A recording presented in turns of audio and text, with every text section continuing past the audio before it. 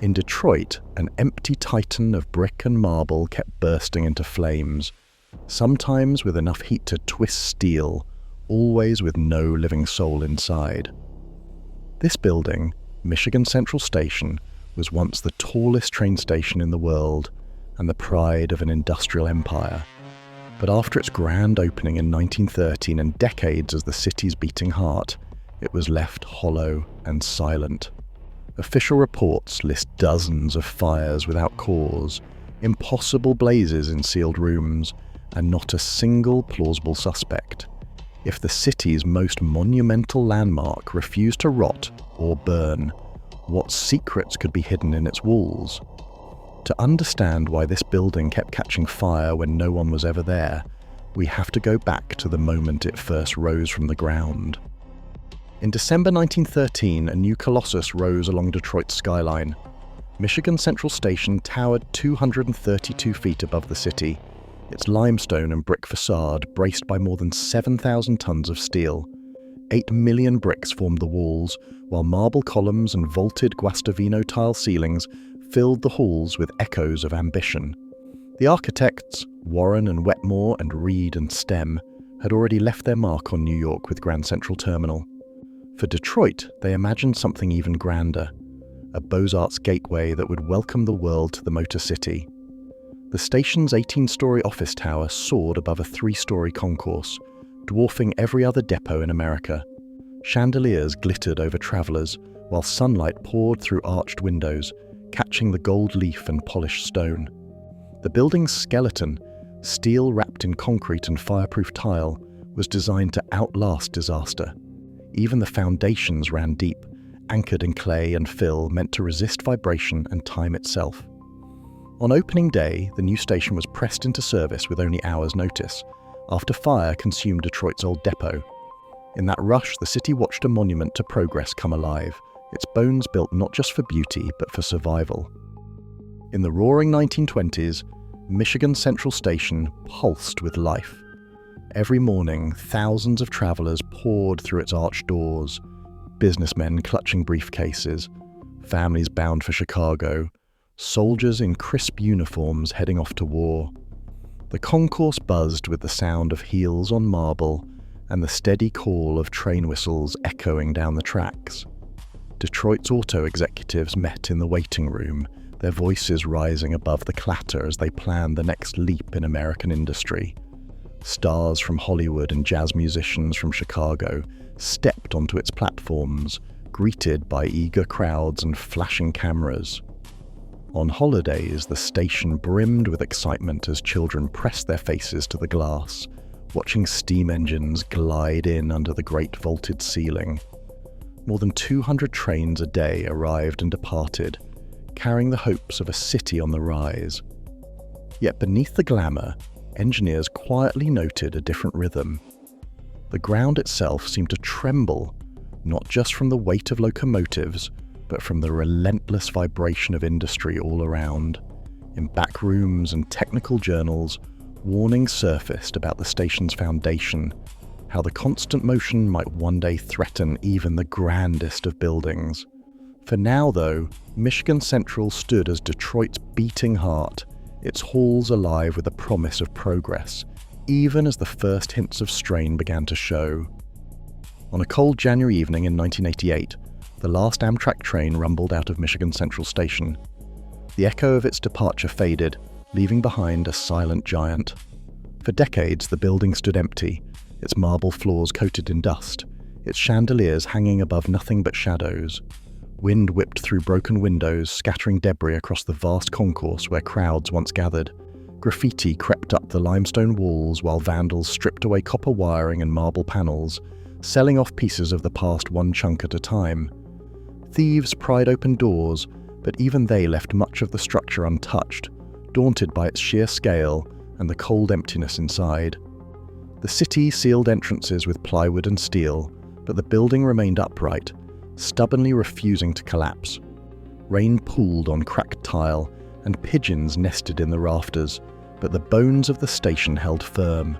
Locals called it the Silent Palace, a place caught between memory and oblivion, waiting in the dark. Year after year, Michigan Central endured, neglected, gutted, but still standing.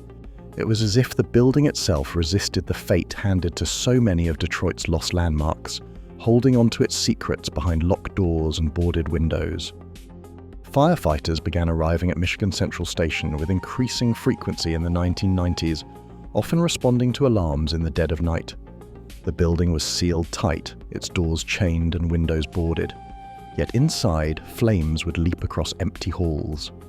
In October 1994, a fire erupted in the main concourse. Crews forced their way in, expecting to find squatters or evidence of vandalism. But each time, they found only heat and smoke. No footprints in the dust, no sign of forced entry. Reports from that night describe an inferno so intense that steel supports warped and marble blackened. But the fire never spread beyond a few rooms. Investigators scoured the scene, searching for wires, gas leaks, or chemical residue, but came up empty.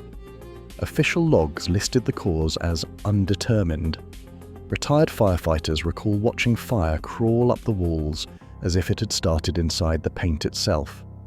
With every new incident, the pattern deepened: sealed rooms, no ignition source, and flames that seemed to appear out of nowhere. The mystery of these blazes would only grow, drawing more questions than answers. Inspectors, insurance agents, and city officials all combed through Michigan Central Station, searching for a logical answer to the fires. Lab tests on scorched debris found no traces of accelerants, no gasoline, no solvent, nothing out of the ordinary. The building had been stripped of wiring and gas lines years before, leaving only bare steel and stone. Each theory fell apart under scrutiny.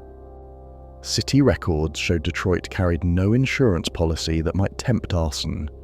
Homeless encampments, often blamed for fires in abandoned places, were never found inside these walls. Even chemical tests on the paint and plaster came back clean. The mystery deepened in 2011 when a team of preservationists arrived to document the building's acoustics. They brought sensitive microphones and recording gear, hoping to capture the echoes of the great halls. Instead, they picked up a low, steady hum pulsing through the empty station, a vibration that didn't match any known machinery or passing train. Audio engineers ran tests for weeks. The sound persisted, even when the tracks outside were silent. Locals started calling it the station's heartbeat. Some whispered that the fires and the hum were connected, both symptoms of energy trapped in the metal and stone waiting for release. For every answer ruled out, a new puzzle seemed to take its place. Ford Motor Company stepped in during 2018, determined to bring Michigan Central Station back from the brink. Contractors arrived with blueprints, cranes, and a budget that would eventually top $700 million. The task was immense, stabilizing a structure battered by decades of neglect, weather, and mystery. Crews cleared out debris, reinforced the marble floors, and patched the Guastavino vaults, but the building seemed to resist every effort. Workers reported machinery that jammed without warning. On more than one occasion, heavy equipment sat idle as hydraulic lines burst, even on calm, dry days. No one could find a reason, and inspections always came up empty. In the sub-basement, where old baggage tunnels snaked beneath the city, security teams logged reports of sudden warmth in rooms that should have been freezing. Some spoke of faint smoke drifting from sealed corridors, though no open flames were found. Ford's safety teams increased patrols and installed new fire sensors, but the pattern continued. Brief flare-ups, unexplained alarms, and the uneasy sense that the building was not ready to let go of its secrets. The restoration pressed on, but the station's old defiance lingered, daring anyone to claim victory over its haunted halls. When Michigan Central Station opened in December 1913, it stood 232 feet tall and welcomed thousands each day. Over decades, its design by Warren and Wetmore and Reed and Stem made it a symbol of Detroit's ambition. By 1988, the last train departed, leaving the station silent and empty. Official city fire logs from the 1990s and 2000s confirmed dozens of unexplained fires, many in locked or sealed rooms, all classified as undetermined cause. No evidence of insurance fraud or squatters was found, and laboratory tests on building materials ruled out chemical accelerants. In 2018, Ford Motor Company acquired the property, and new incidents of unexplained fire were again reported during restoration. Despite extensive investigation, the source of these recurring blazes remains unknown. The station's endurance, documented through photographs and engineering reports, challenges easy explanation. Today, its restoration continues, even as key questions about its past persist. Michigan Central Station stands as a reminder that sometimes the facts themselves are the mystery.